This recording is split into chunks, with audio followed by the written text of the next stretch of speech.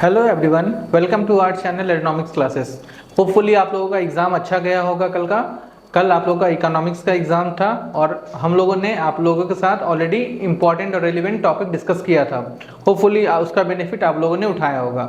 आज हम लोग कल के एग्ज़ाम के बारे में डिस्कस करने वाले हैं, जो टॉपिक रेलिवेंट है। तो आप लोग का एग्ज़ाम कल ही है, कम समय है, तो हम लोग बहुत ही शॉर्ट स्पैन का वीडियो बना रहे हैं जिससे आप लोग का समय वेस्ट ना हो। अभी हम लोग ये जो टॉपिक डिस्कस करेंगे वो आपका बहुत ऑब्वियस है कि जो आपका सब्जेक्ट है entrepreneurship development and business ethics, उसी को लेकर के डिस्कस करेंगे। तो इसके बारे में सिर्फ ब्रीफ इंट्रोडक्शन हम दे देते हैं, उसके बाद हम लोग इंपॉर्टेंट टॉपिक, इंपॉर्टेंट क्वेश्चंस के बारे में डिस्कस करेंगे।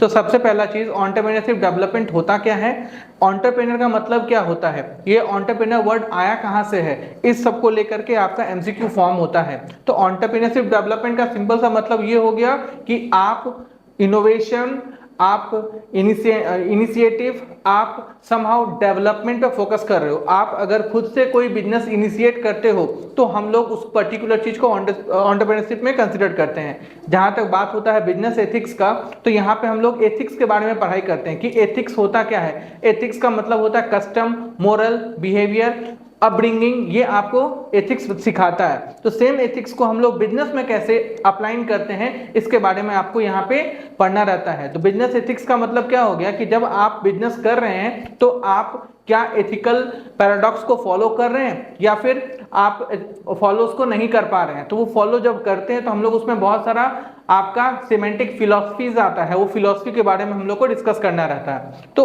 वो तो हम लोग ऑलरेडी क्लासेस में डिस्कस कर चुके हैं। अभी हम लोग जो रेलिवेंट एमसीक्यू आपके एग्जाम के लिए इंपॉर्टेंट है उसके बारे में डिस्कस करते हैं।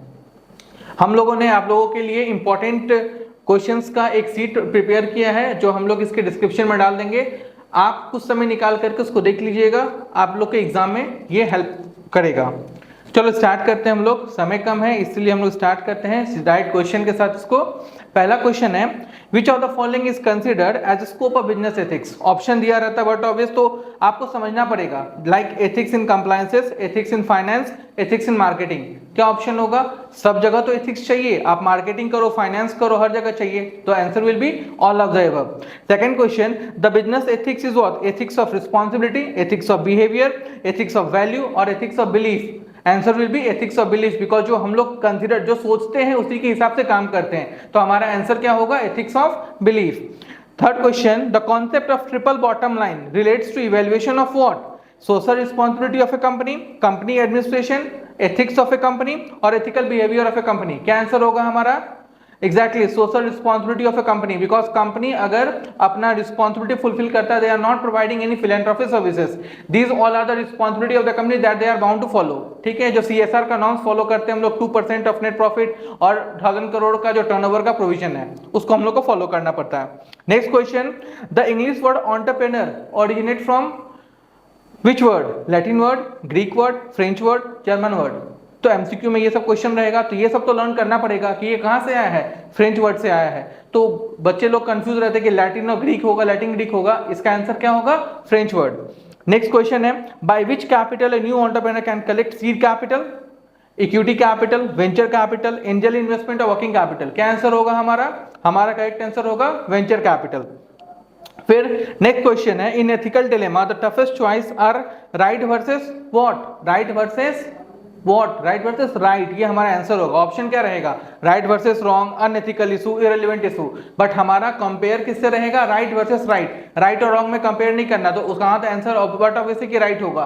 तो we need to select between right and right, तो राइट वर्सेस राइट का आपको वहां पे कॉम्बिनेशन किया जाता है। नेक्स्ट क्वेश्चन है हमारा, strategic positioning of venture is an activity of what? Planning, implementation, evaluation, control, that phases of the resource mobilization. क्या आंसर होगा इसका? प्लानिंग। हम लोग क्यों करते हैं पोजिशनिंग? प्लानिंग के लिए करते हैं। उसके बाद, as per MSME act 2006, investment in plant and machinery of more ₹25 lakh but does not exceed ₹5 crore is known as what? Small enterprise. Option रहेगा आपका medium, micro, service enterprise and small enterprise. क्या answer होगा हमारा? आपका स्मॉल एंटरप्राइज। आपका उसमें lag है, more than 5 crore, more than 10 crore, ये आपका लैग दिया हुआ है। उसके बाद नेक्स्ट क्वेश्चन है, justice approach is an approach of what? Obligation theory, equity theory, deontological theories, theological theory, ये सब क्या है, हमारा फिलोसफी है, यार्डस्टिक है जो हम लोग एथिकल डिलेमा में यूज करते हैं। क्या आंसर होगा इसका, ऑब्लिगेशन थ्योरीज। फिर आपका नेक्स्ट क्वेश्चन है, which moral philosophy seeks the greatest goods for the greatest number of people. क्या होगा बताइए, अप्रोच का बात होता है यहाँ पे, egoism approach, ethical formalism approach, utilitarian approach. तो आंसर हमारा क्या होगा, यूटिलिटेरियन अप्रोच को हम लोग कंसिडर करते हैं।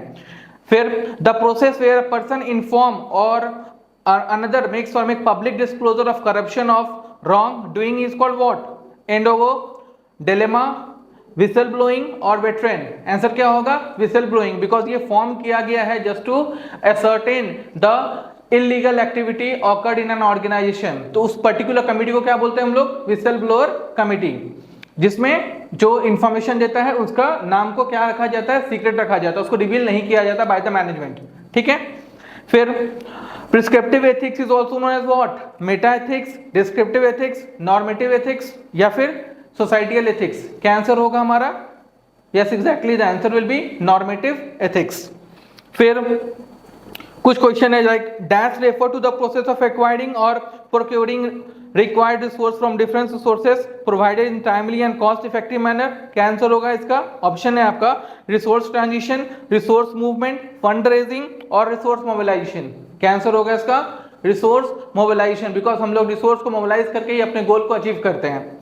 फिर next question, the dictionary meaning of term value is what, principle और स्टैंडर्ड ऑफ प्रोप्राइटी, फिर principle of standard of good faith, फिर principle of standard of behaviour या फिर principle of standard of excellence. क्या answer होगा हमारा, principal और standard of behaviour, because हम लोग पहले ही डिस्कस किए थे कि बिलीफ पे काम होता है, तो यहाँ पे बिहेवियरल अप्रोच बहुत ही लेजिटिमेट और रेलिवेंट रहता है। फिर नेक्स्ट क्वेश्चन हमारा है, Which of the following is the first stage in creativity? Incubation, idea generation, verification और preparation। क्या करते हैं सबसे पहले हम लोग, कुछ भी आइडिया आता है तो प्रिपेयर करते हैं, तो answer will be your preparation. Second question, among the following which two alternatives do not belongs to types of value? Instrumental value, ethical value, terminal value, recent value। क्या आंसर होगा इसका, ethical value।